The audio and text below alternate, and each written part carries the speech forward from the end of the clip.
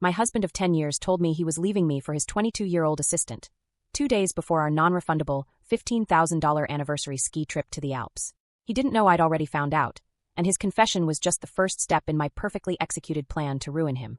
Our life from the outside was a masterpiece. We had a beautiful home in the suburbs, 2 cars in the garage, and a decade of marriage that our friends called rock solid. David was a successful executive, handsome and charismatic.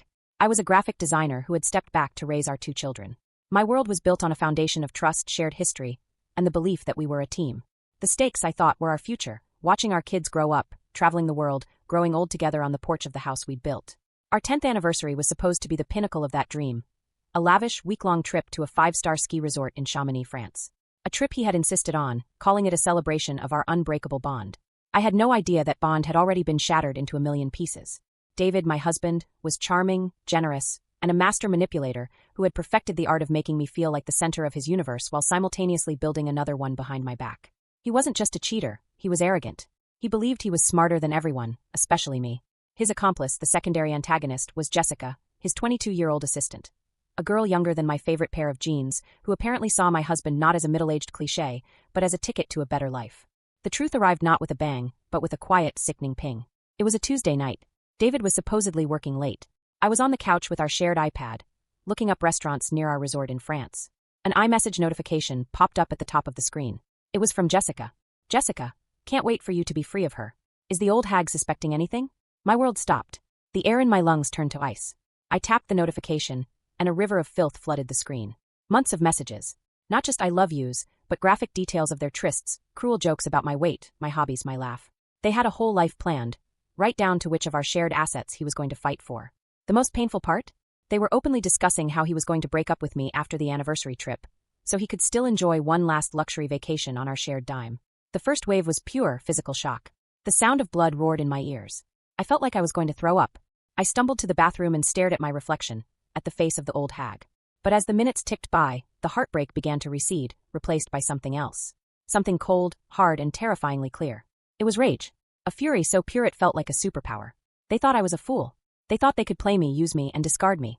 They had no idea who they were dealing with. He wasn't going to break up with me after the trip. I was going to let him walk right into his own confession, and then I was going to burn his entire world to the ground. The ski trip wasn't a celebration of our marriage anymore. It was going to be the stage for my revenge. When David came home that night, I was the perfect wife.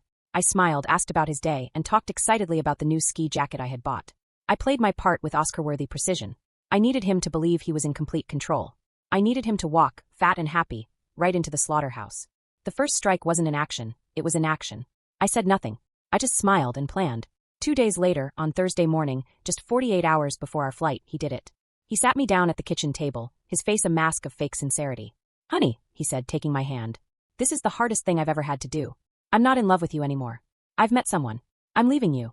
He delivered the lines they had rehearsed, the speech designed to make him look like a tragic hero instead of a cheating lowlife. And then came the overreaction that sealed his fate. "And about the ski trip," he said, already shifting into business mode. "Obviously we can't go together. It's non-refundable, I know, so you should just send me half the value of the trip. $15,000 is a lot of money to just throw away. I'll take a check for $7,500. He wasn't sorry. He wasn't heartbroken. He was calculating his share of the spoils. He truly believed he could detonate our lives, and then present me with a bill for the shrapnel. The nightmare was about to be his, not mine. The day I found the texts, I had made a phone call. The system I was activating wasn't the police. It was the financial and legal system. I knew I couldn't do this alone.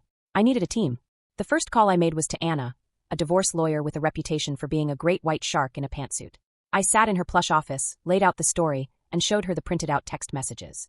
She read them, her expression unreadable. When she was done, she looked up at me, and a slow, predatory grin spread across her face. "Oh, he has no idea, does he?" she said, her voice filled with delight. "This is going to be a bloodbath. What's your plan?" I told her about the trip. Her grin widened. "I love it. Let's get to work." Over the next 24 hours, Anna helped me drain our joint savings account into a new account solely in my name, and prepared an ironclad divorce petition that would leave him with nothing but his teeth.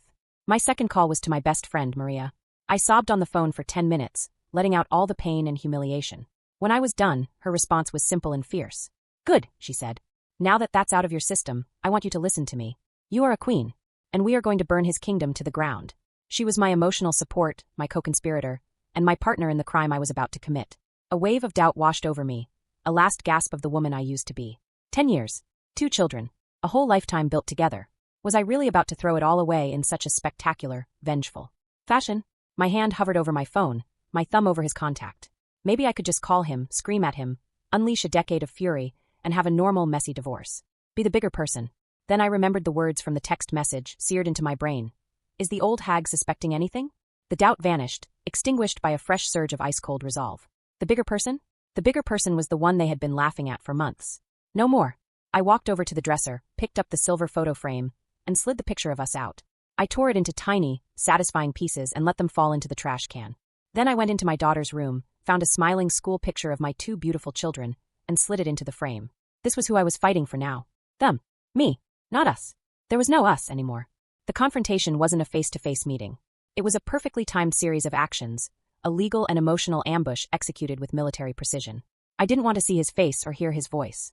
I wanted him to experience the same shock and confusion I had felt, alone in a quiet room, as his world fell apart on a screen in front of him. The secret weapon was twofold, a beautiful pincer movement of planning and opportunity. First, the trip was indeed non-refundable, but it wasn't non-transferable. A single tearful phone call to the travel agency, where I spun a story about my husband having a last-minute family medical emergency, was all it took. For a small administrative fee, I could change the name on the second ticket.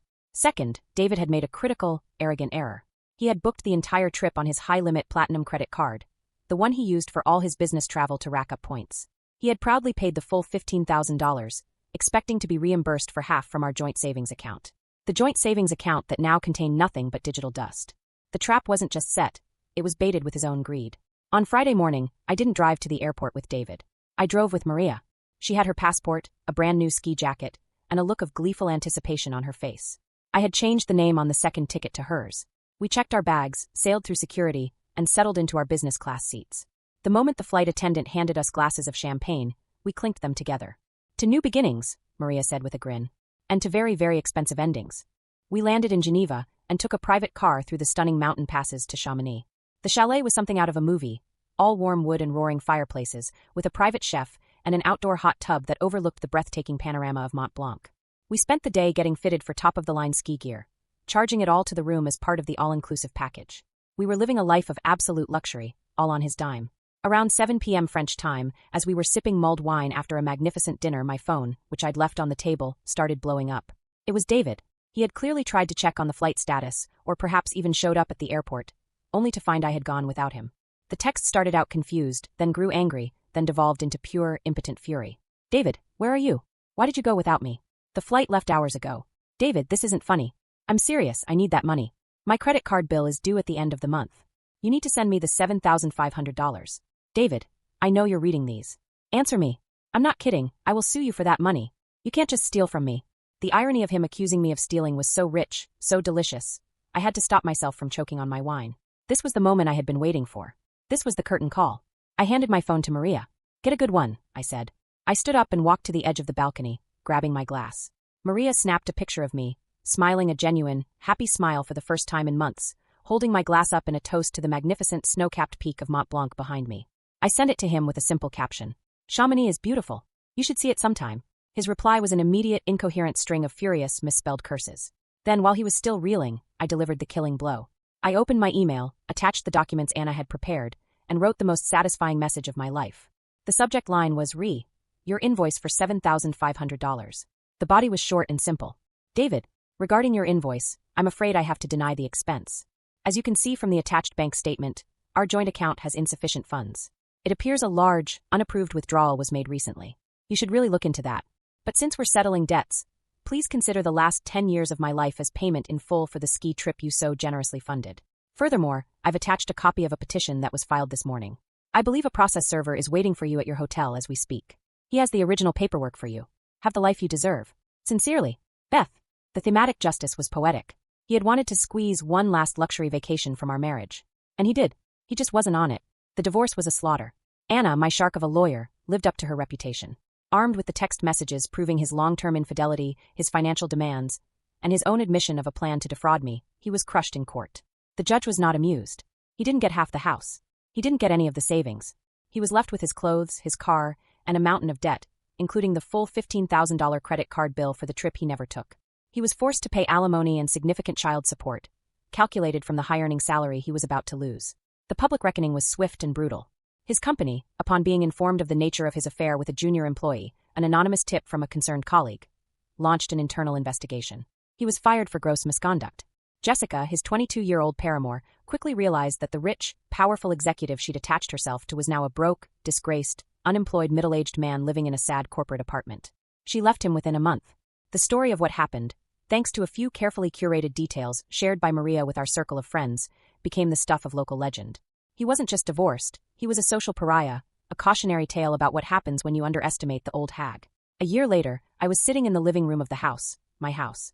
My graphic design business, which I had relaunched with a vengeance, was thriving. My kids were happy and adjusted.